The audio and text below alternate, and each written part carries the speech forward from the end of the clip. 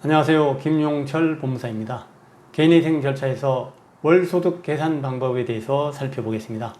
개인회생에서 월소득이 얼마나 되는지는 상당히 중요합니다.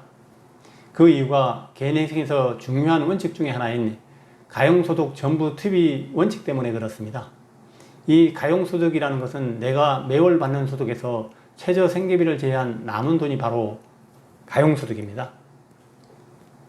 가용소득을 전부 변제금으로 납부해야 됩니다.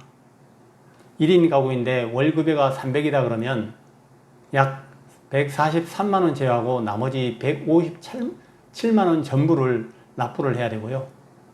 1인 가구인데 월급여가 500만원이다 라고 하면 357만원씩을 납부를 해야 되거든요. 불공평한 거 아니냐? 불공평한 거 아닙니다. 받는 급여가 다르잖아요.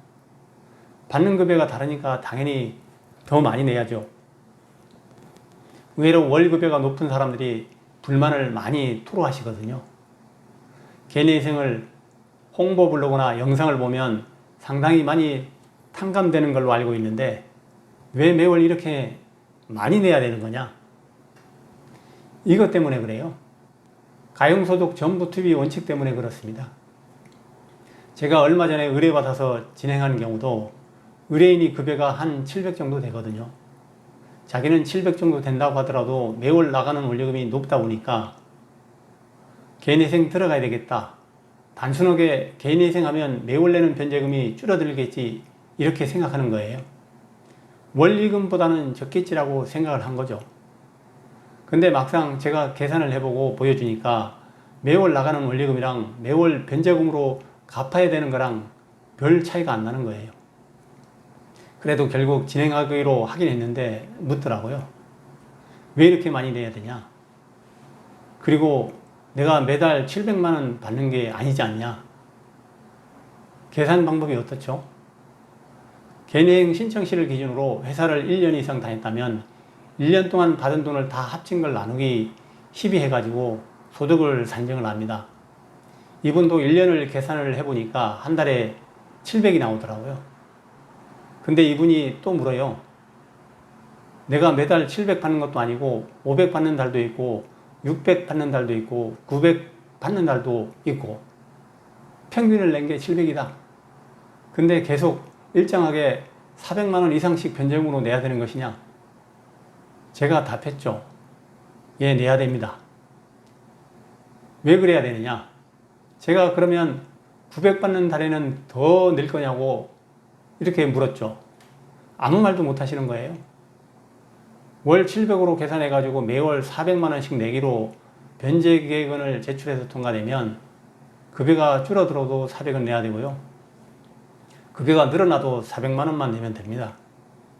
물론 조건부가 붙으면 얘기가 달라지는데 그런 경우가 아니라면 단순 인가결정이 나면 인가결정된 대로 내면 되거든요. 이 소득에는요, 각종 수당 그리고 상여금도 다 포함이 된 겁니다. 이러다 보니까 계산을 할 때 불만이 나오는 거예요. 상여금 수당이라는 게 매달 나오는 게 아니라 어쩌다가 나오는 건데 어쩌다가 나오더라도 평균을 내는 겁니다. 수당 많이 받아서 700보다 넘게 나오면 더 내야 되는 건 아니니까요. 그러니까 꼭 불공평한 건 아닙니다. 그래서 막연하게 일반인들은 개인회생하면 무조건 매월 내는 원리금보다 적게 낸다 이렇게 생각하시는데 반드시 그런 건 아니에요. 단순하게 그냥 적게 낸다고 생각하는데 여러 가지 원칙들이 있어요. 청산가치 보장의 원칙이라든지 정부 투입 원칙들이 적용을 받습니다. 그래서 막연하게 개인회생하면 훨씬 매월 내는 원리금보다 적게 내겠지. 그런 경우가 더 많지만 자기 사정에 따라 아닐 수도 있습니다. 제가 좀 전에 예를 든 것처럼 1인 가구이면 급여가 높은 경우에는 급여가 500이든 700이든 800이든 최저생계비를 제외하고 남은 돈은 다 빚 갚는 데 써야 됩니다. 월급이 높다고 해서 조금 내는 거 없어요.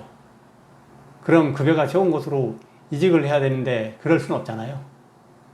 오늘은 개인회생 월소득 계산 방법에 대해서 살펴봤습니다. 감사합니다.